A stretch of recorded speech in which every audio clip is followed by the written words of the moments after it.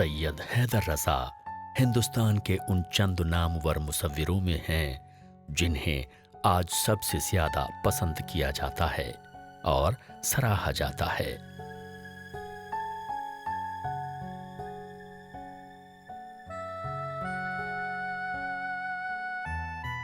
और उनकी बनाई तस्वीरें पेंटिंग्स के बाजार में लाखों डॉलर में फरोख्त होती हैं और बहुत कम ही ऐसे हिंदुस्तानी फनकार हैं जिनकी तख्लीक़ात को इस कदर खुले दिल से सारी दुनिया में पसंद किया जाता है और कद्र व कीमत की निगाह से देखा जाता है।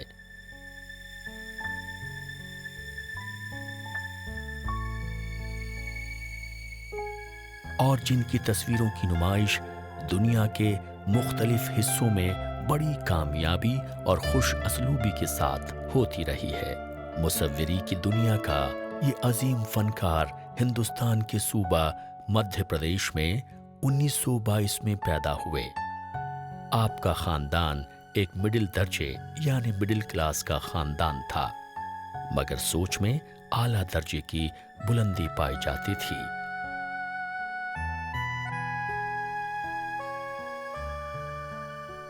तभी तो इस खानदान का एक चश्मो चराग आगे चलकर मुसव्विरी की दुनिया में शोहरत दवाम हासिल कर पाया। सैयद हैदर रज़ा का मुसव्विरी की दुनिया में सफ़र काफ़ी लंबा रहा है, लिहाजा उनकी तख्लीक़ात को कई अदवार में तक़सीम करके देखा और समझा जाता है। जैसे 1947 से कब्ल उनकी ज़िंदगी और उनकी बनाई तस्वीरों के मौज़ूआत। ये 1960 की दहाई और फिर 70 की दहाई की बनाई तस्वीरों से काफ़ी मुख्तलिफ हैं।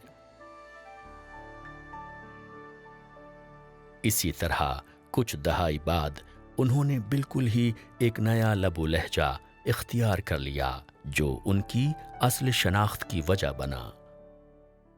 मैं समझता हूँ रज़ा साहब बार बार ये कहते रहे हैं कि किसी भी कलाकार को अपनी शैली, अपना मुहावरा खुद तय करना चाहिए, गंभीर खोज के बाद। एक बात। दूसरी बात ये कि सफलता की हड़बड़ी में नहीं होना चाहिए कि जल्दी जल्दी सफलता मिल जाए, जल्दी जल्दी बाज़ार में आपका मोल बढ़ जाए, इत्यादि इत्यादि। ये सब भटकाने वाले रास्ते हैं। और तीसरी बात, आपके पास कुछ ऐसा कहने के लिए होना चाहिए जो किसी और ने न कहा हो। सैयद हैदर रज़ा मध्य प्रदेश के माधला ज़िले के बबरिया गांव में पैदा हुए। उनके वालिद मोहम्मद रज़ी हुकूमत के मुलाजिम थे और डिप्टी फॉरेस्ट रेंजर के ओहदे पर फाइज थे। उनकी वालदा का नाम ताहिरा बेगम था और उनकी परवरिश में उनका रोल काफ़ी नुमायां था। वालिद साहब अक्सर अपनी मनसबी जिम्मेदारियों की वजह से बाहर ही रहते थे, लिहाजा ज़्यादातर वक्त वो अपनी माँ और भाई बहनों के साथ गुजारा करते थे।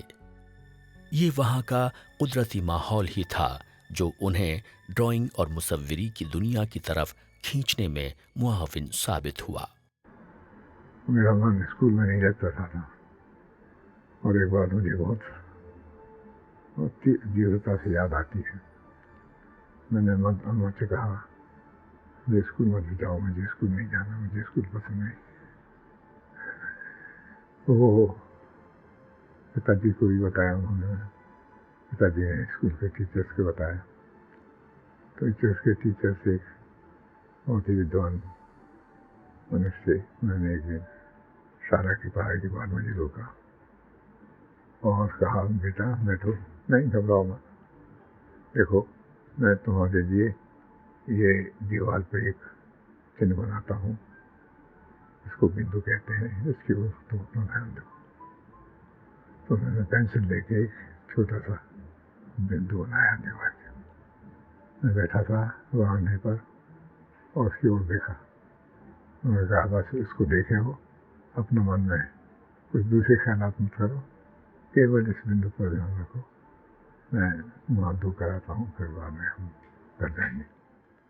तो ये बात बिंदु की जो उन्होंने वो की, उस समय तो समझ में नहीं आएगी, मगर मेरे लिए बहुत महत्वपूर्ण रहा है, क्योंकि आज देख रहे हैं कि हर एक चित्र में बिंदु प्रयोग है, और ये बिंदु एक ऐसा विचार है जो कि पेंटिंग के माध्यम से मेरे मन में छाया हुआ है।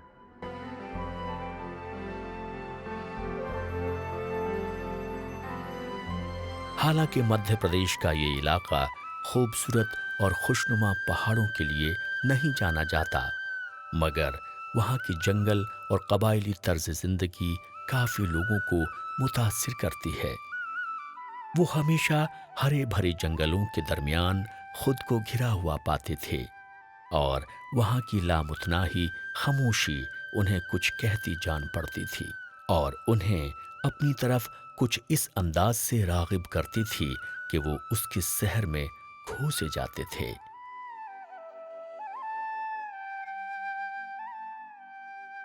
यही वजह है कि जब उन्होंने कुछ होश संभाला और कागज के कैनवस पर तस्वीरें उतारना शुरू की, तो सबसे पहले उन्होंने अपने इर्द गिर्द के कुदरती मनाजिर को ही पेंट करना शुरू किया। क्या आप मान सकते हैं कि रज़ा की दिलचस्पी लैंडस्केप पे बहुत थी, बिंदु तक पहुंचने में। मॉडर्निटी को अपनाने और मॉडर्निटी के रेलेवेंस को इस देश की सेंसिबिलिटी तक ट्रांसफॉर्म करने में, इस जर्नी को अगर हम समझें तो हम मॉडर्निटी को समझेंगे। रज़ा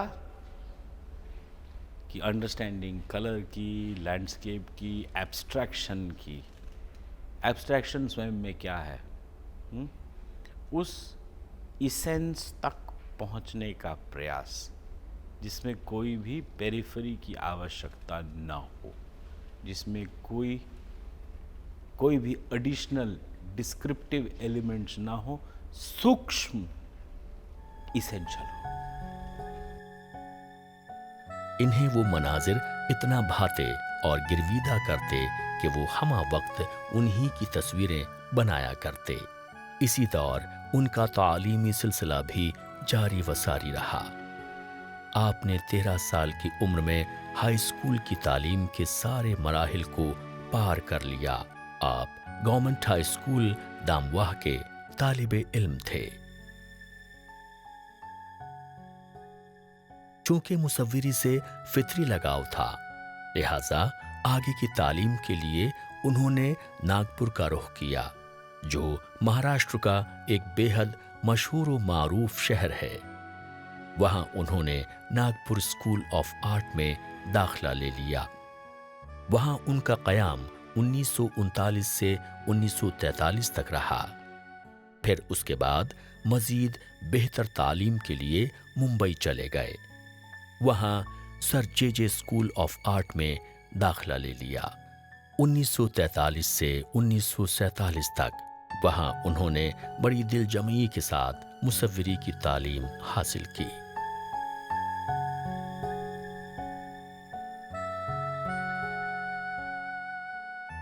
यही वो दौर था जब हिंदुस्तान एक नई जिंदगी की तरफ करवट ले रहा था। आज़ादी की तहरीक जोरों पर थी। अब अंग्रेजों की गुलामी से एक लंबी जद्दोजहद के बाद आज़ादी हासिल करने का मौका था, और बिल आखिर 15 अगस्त 1947 को मुल्क आज़ाद हो गया। मगर उस आज़ादी ने जहां वतन वासियों को बेपनाह खुशियां इनायत की, वहीं मुल्क के दिलदोज तक़सीम ने बेपनाह गम और दुख भी दिए।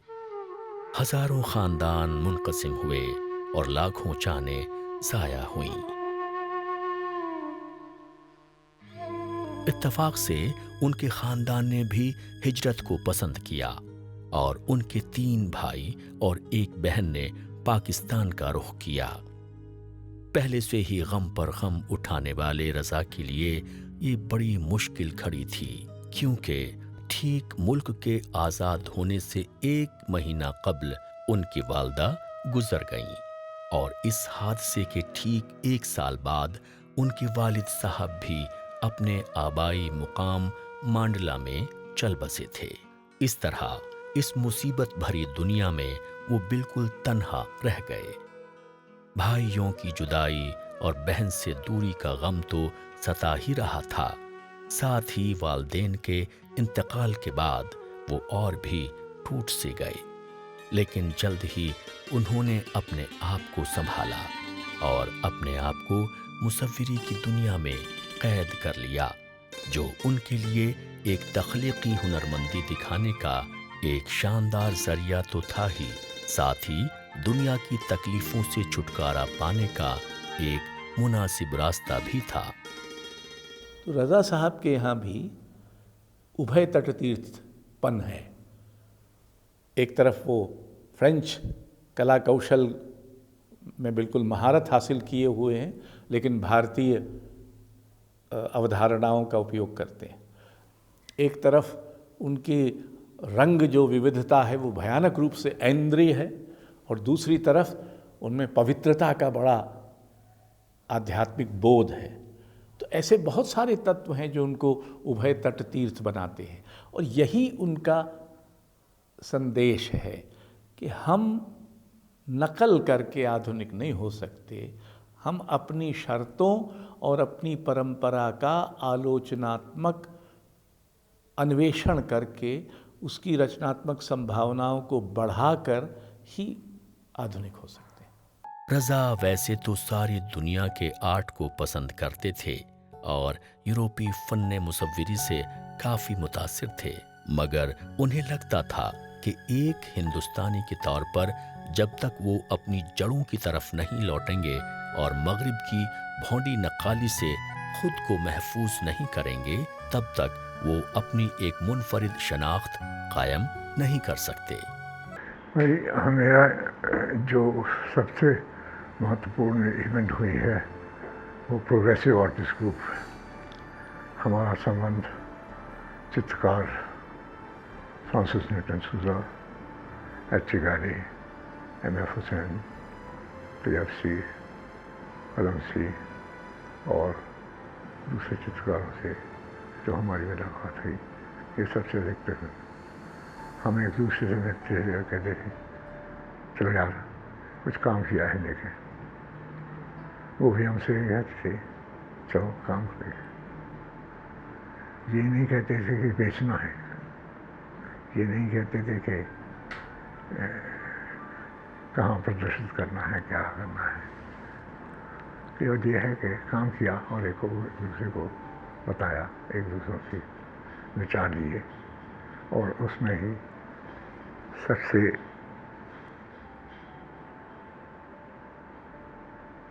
ادھک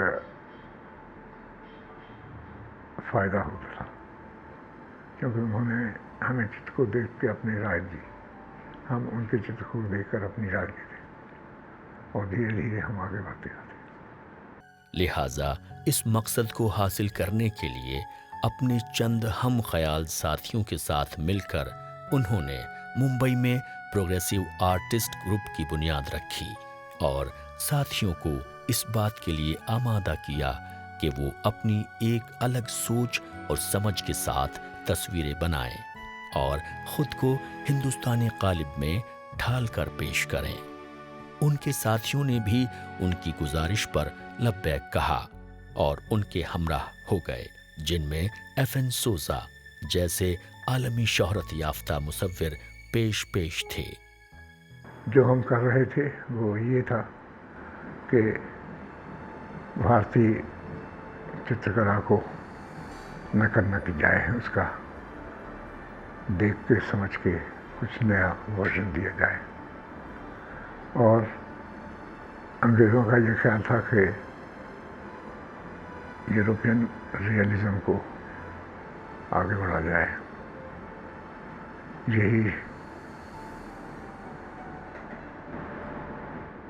انہوں نے اسکولوں میں، آرٹس انسٹیٹیوشن میں پڑھانے کی کوشش کی۔ ہم سوچ رہے تھے اور ہم نے دیکھ اس کے کام کیا. سوزن نے اپنی طریقے سے، حسین نے اپنے طریقے سے، گاڈے باقی وغیرہ نے، میں نے اپنی طریقے سے. اور پہلے تو لوگ ہنستے رہے،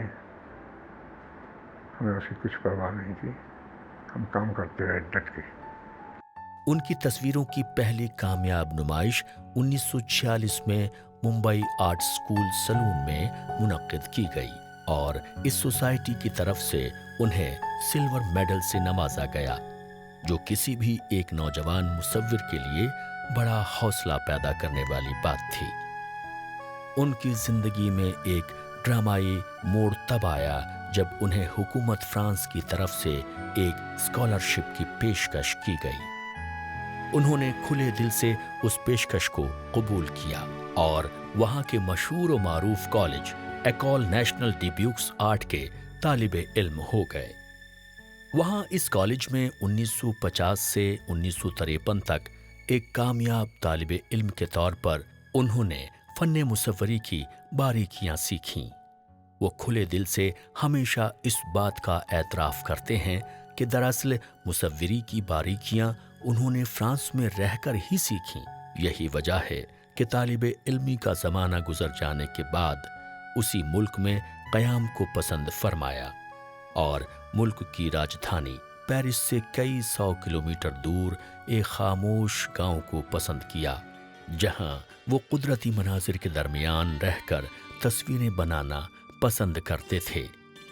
وہاں کے گھر، وہاں کی آب و ہوا، وہاں کے لوگ اور وہاں کی طرز زندگی سبھی چیزیں بے حد متاثر کرتی تھیں اور اسے رنگوں اور برش کے ذریعے سے کینوس پر اتارنا پسند کرتے تھے.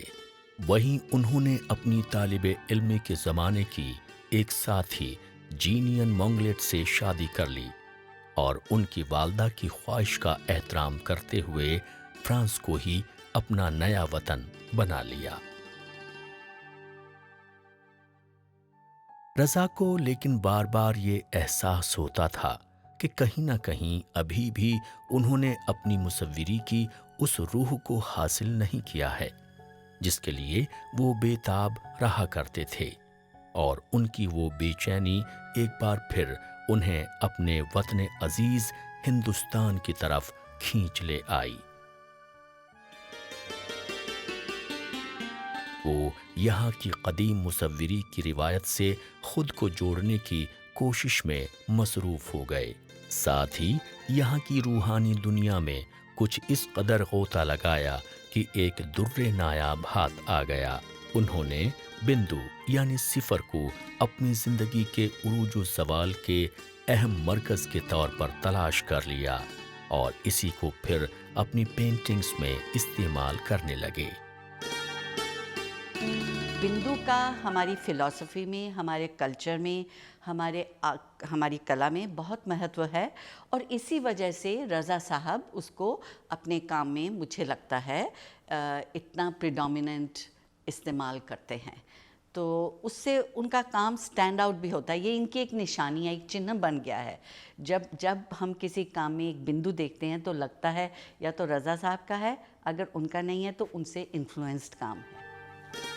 ان کی روحانیت کی طرف یہ شروع کیا گیا سفر اور بھی تیز سے تیز تر ہوتا چلا گیا، اور پھر خدا اور اس کی کائنات کے سربستہ رازوں کو اپنی مصوری کا موضوع بنانے لگے، جس میں ٹرائنگل کا استعمال بے حد اہم تھا. انہوں نے یہ ایک آرٹسٹ کی جو سادھنا ہوتی ہے اس کو زیادہ پرکاشت کیا ہے، بندو لے کے اور ایک پوائنٹ پہ کیندرت کرنا. آپ جانتے ہوں گے کہ ہندوستان میں گنیش کی مورتی بڑی پاپولر ہوتی ہے. میں بھی سوچتا تھا یہ موٹا سا ہاتھی ہے، کیوں، کیا خاص ہے اس میں. کئی سال سوچتے سوچتے سمجھ آئی کہ ہاتھی کا سر اس آدمی پہ کیوں ہے. اسی سے کہتے ہیں کہ شبھ آرمبھ ہوتا ہے. اور شبھ آرمبھ کب ہوتا ہے؟ ہاتھی کے 2 ہاتھ نہیں ہوتے، اس کی ایک سونڈ ہوتی ہے. جب آپ ایک پوائنٹ پہ کیندرت ہو جاتے ہیں تو آپ اپنی جو سادھنا کا ایم ہے اس کو پراپت کر سکتے ہیں، کیونکہ آپ کیندرت ہیں۔ رضا نے اپنی تخلیقات پر تبصرہ کرتے ہوئے ایک مقام پر فرمایا تھا کہ میری ساری تخلیقات میں میرے اپنے اندرونی تجربات کی عکاسی ہے اور ساتھ ہی قدرت کے ساتھ میری ہم آہنگی اور گہری وابستگی کی زندہ مثال ہیں۔ میں اپنے ان ہی تجربات و احساسات کو رنگوں اور برش کے ذریعے سے کاغذ کے کینوس پر اتارنے کی کوشش کرتا ہوں۔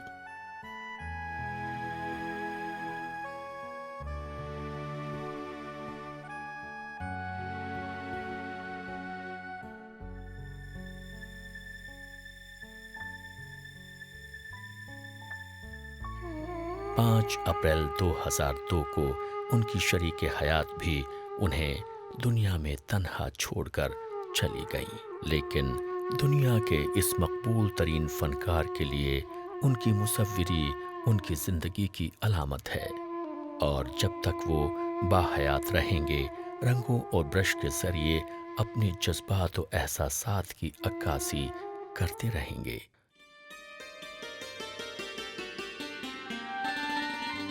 اس عظیم فنکار کی عظمت کا اعتراف بے شمار انعامات و اعزازات سے بھی نواز کر کیا گیا۔ انہیں حکومت ہند نے 1981 میں پدم شری سے نوازا اور ساتھ ہی مدھیہ پردیش حکومت نے اپنے باوقار انعام کالی داس سمان سے نوازا۔ 2007 میں بھارت سرکار نے ایک بار پھر انہیں پدم بھوشن کا خطاب عطا کیا۔ ساتھ ہی وہ ہندوستان کیا پورے ایشیا کے پہلے فنکار تھے جنہیں ان کی مصوری کے میدان میں اعلیٰ کارکردگی کے لیے 1956 میں حکومت فرانس کی طرف سے پیرکس ڈالیکریٹی انعام سے نوازا، جو بلا شبہ ان کے لیے ایک بڑی بات تو تھی ہی، ساتھ ہی پورے ملک کے لیے سر فخر سے اونچا کرنے والی بات بھی تھی۔ انہوں نے نوجوان فنکاروں کے فن کو جلا بخشنے اور انہیں مناسب مواقع فراہم کرنے کے لیے ہندوستان میں رضا فاؤنڈیشن کی بنیاد رکھی، جو نہ صرف نوجوان اور ہونہار مصوروں کے لیے طرح طرح کے وسائل مہیا کراتا ہے، بلکہ انہیں سالانہ رضا فاؤنڈیشن انعام سے نواز کر ان کی حوصلہ افزائی بھی کرتا ہے۔ اس عظیم مصور کی تصویروں کی نمائش دنیا کے مختلف شہروں میں منعقد کی جاتی رہی ہے، جن میں پیرس، ناروے، سوئٹزرلینڈ جیسے ممالک شامل ہیں۔ اندرون ملک میں بھی کئی مقام پر ان کی تصویروں کی نمائشیں منعقد کی گئی ہیں، جیسے جے پور، دہلی، ممبئی اور بھوپال وغیرہ۔ مصوری کی دنیا کا یہ عظیم فنکار اب اپنی زندگی کی ایک لمبی پاری کھیلنے کے باوجود آج بھی سرگرم عمل ہے اور اپنے فن اور اپنی تخلیقات سے دنیا کا دل جیت رہے ہیں۔